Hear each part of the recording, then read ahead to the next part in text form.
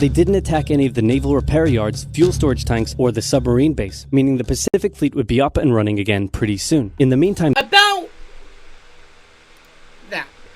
about the whole Japan didn't hit the fuel tanks, Japan didn't hit repair yards, didn't hit things that would be used to repair American ships during Pearl Harbor. Kind of a bullshit argument, considering how the Japanese thought of a war with the Americans.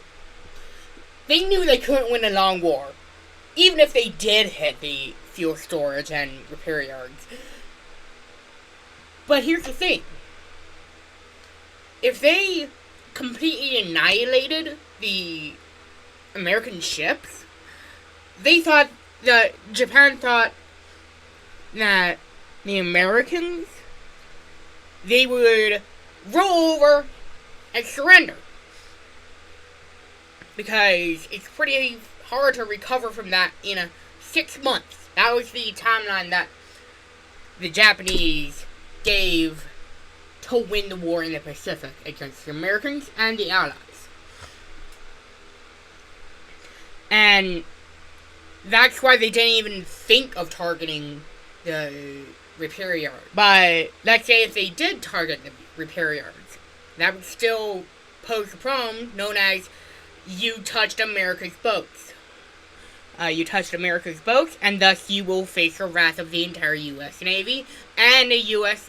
industrial might. And again, the Japanese knew they couldn't win a long war. And because of that, the Japanese, that's why they sped around most of Asia in less than a year. But here's one thing that the video did not cover. You fucked with America's boats, you fucked with American people, about 2,000 people died. So, that was the main thing that Japan failed to consider, was that maybe touching America's boats would only galvanize them, which it did.